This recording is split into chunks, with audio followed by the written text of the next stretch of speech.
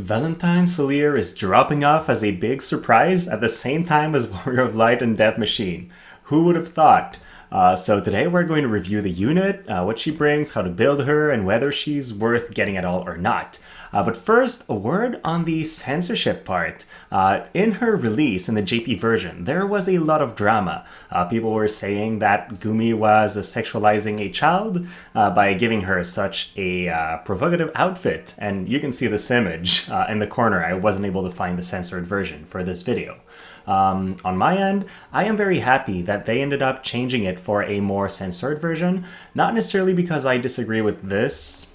To me, it's a drawing. It's not a real child in any ways. But the big idea and the reason why I like the fact that they changed it is because they listened to feedback from JP players and the fact that it did create drama, and they decided to change it before dropping it to global, thus avoiding some drama. And I'm all for that part. So I'm happy about this change.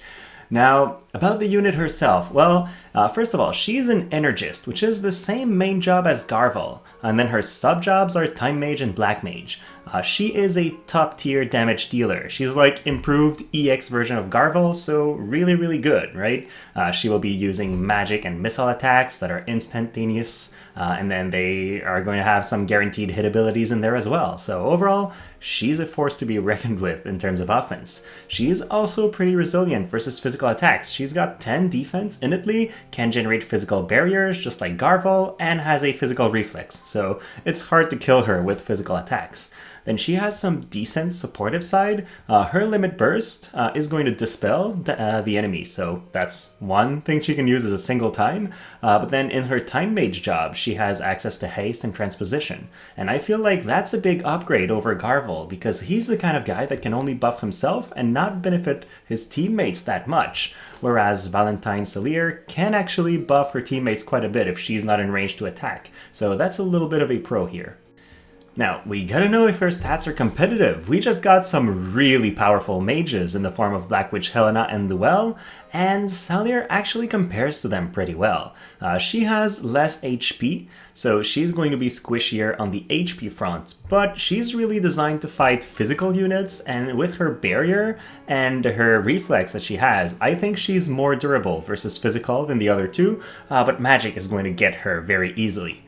She has a little bit less base magic and base agility if you look at those numbers. But just like Garval, she has her crazy passives, which gives her 60% more magic, dexterity, and 30% more agility for the first 5 turns of combat. So in actuality, she will be going in there with a very similar amount of magic to Black Witch Helena and even more agility. So that's pretty impressive.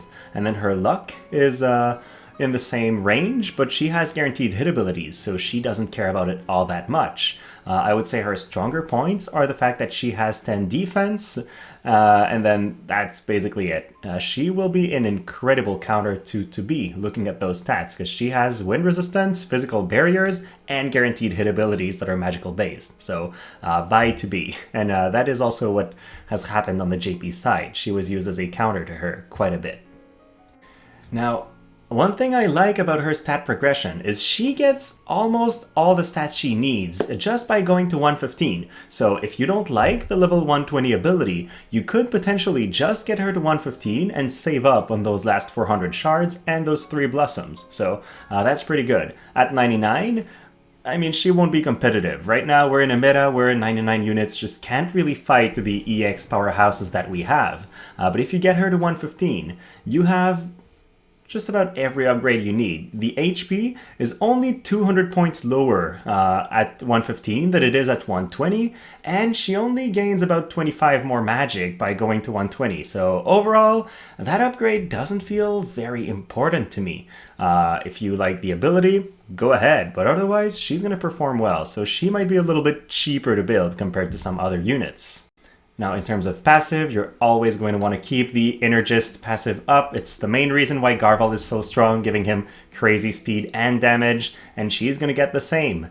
After that, I would probably just use magic power up, unless you're in some maps and you want your auto to avoid using time magic or CD manipulation abilities on her, because then using the CT change nullification passive could be a good thing.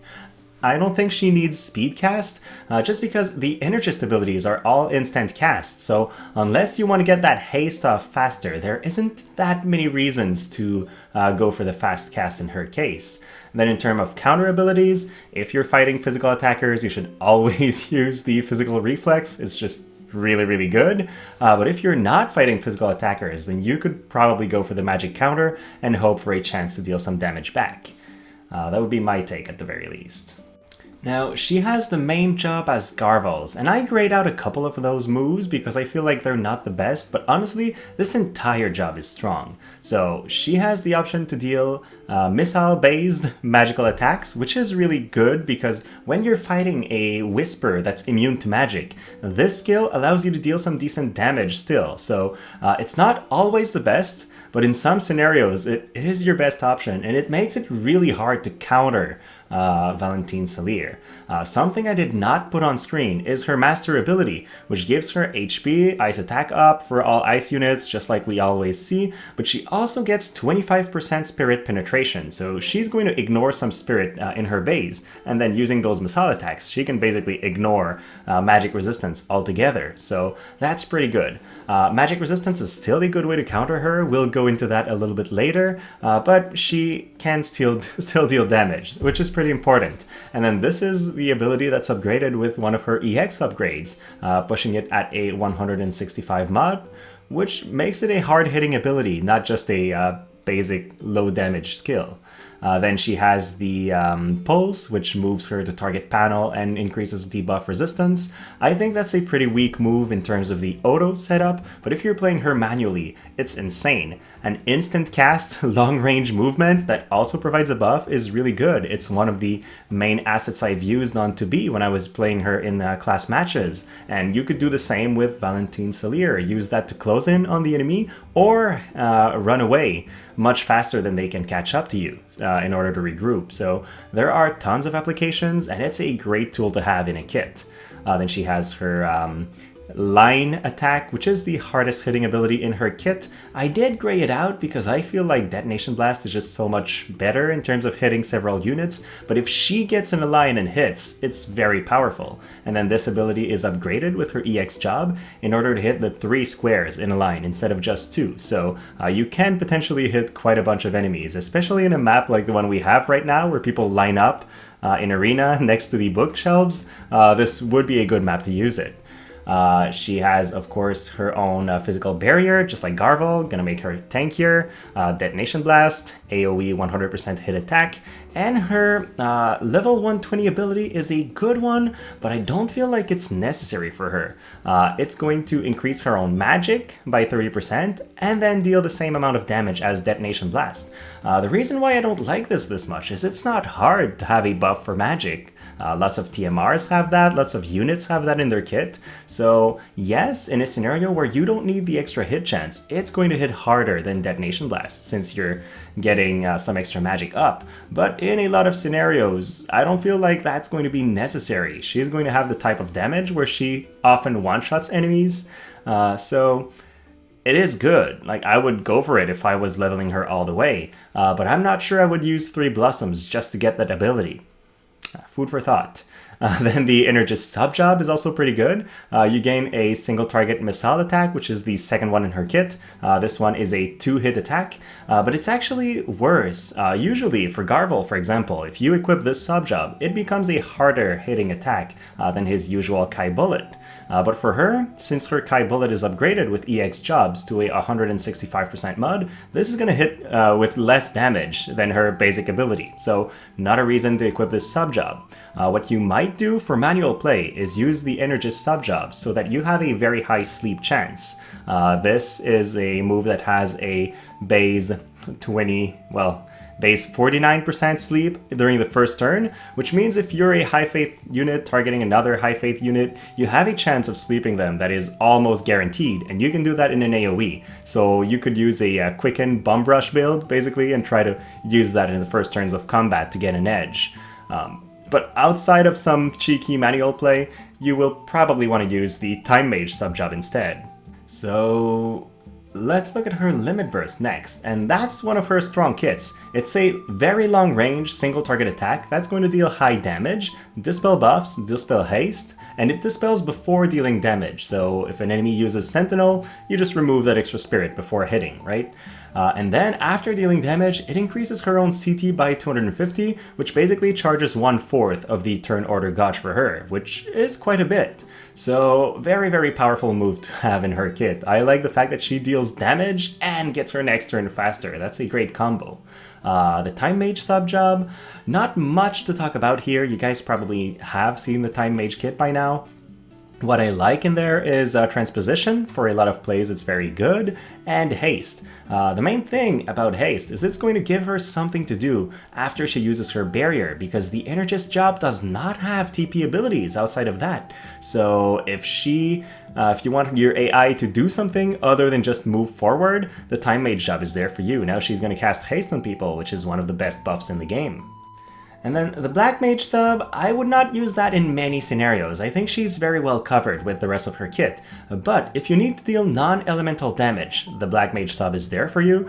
If you can't deal missile or magic damage to an enemy and you somehow still want to use her, well, Bio could poison the enemy, I guess. But mainly, it's the only way she has to heal, and that's leveraging Drain. So if you're going into a team without a healer, especially for some kind of tower content or stuff like that, you could use that to make her much more sustainable, and so she's going to keep dealing damage while staying at max HP with Drain. I don't see a million ways to build this girl. I think you want as much damage as you can out of her, just like when you're using Black Witch Helena most of the time. So you're going to want to run the Time Mage sub-job in my opinion. Get as high a magic as you can. If you have Garvel's TMR, it's a great fit for her. It's going to give her some magic resistance penetration, so that instead of using the missile attack against high magic resistance targets, she can still use Detonation Blast and her best abilities to great value. Then Bahamut Esper, because why not, and Trousseau for some magic attack up. With this, she has 5,000 HP, which is our average for our top tier mages right now, 1,300 magic, which is in the EX standard, I guess, and then still 19 defense and 18 spirit, which isn't bad at all. She doesn't have the highest of lucks, but she has guaranteed hit attacks, so she doesn't care about that all that much. Good partners for her. Well, I would use one tank. Nasha immediately comes to mind as an ice unit that benefits from her master ability and also is extremely tanky. But of course, if you have King Mont, he's hard to beat because of everything he brings to the table. So definitely another top tier choice.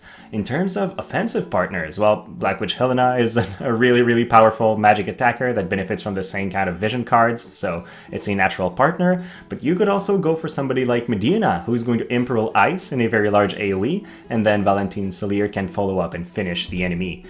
So that could be a partner. Laswell is also another good one. He's going to be in front, have Mirage to survive the first hit, and then he can deal crazy damage and Imperial Ice as well. So they are very good partners also.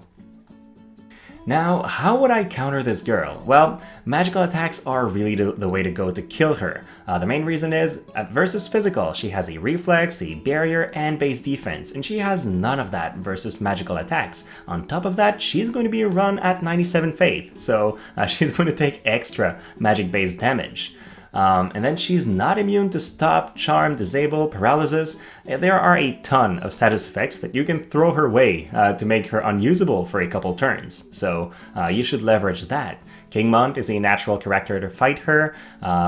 Element advantage and easy disable. Rain has the element advantage and uses magical based attacks. But then Black Witch Helena just deals enough damage to one-shot Salire. So it's kind of a fight of the one-shots. The first one to pull the trigger is going to kill the other. If you want to use physical attackers to fight her, you need some barrier breaking ability. Otherwise, it's going to take you 2 to 3 hits to kill her, and that's going to be too long.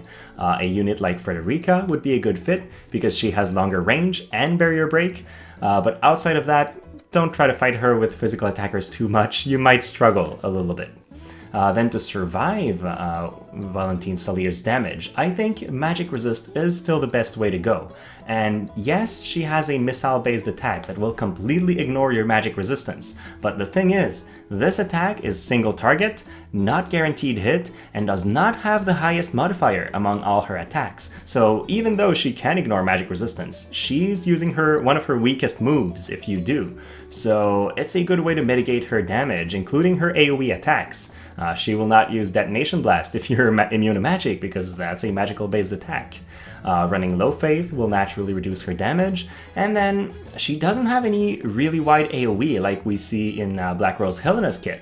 Her largest AoE attack is Detonation Blast, which is a single 3x3 cross. So if your units spread out, she will only hit one at a time, which means you're going to be surviving her attacks much more. So what's my overall verdict? Well, she has top tier damage, a good supportive side, she's awesome for manual because of the ability to move more easily using pulse, and she brings ice unit affinity. And right now, if you don't have Oron, that's a time limited unit, you don't have any unit with a master ability that increases HP and ice attack for your units. So that would be a reason to go for her. But Kingmont is a thing.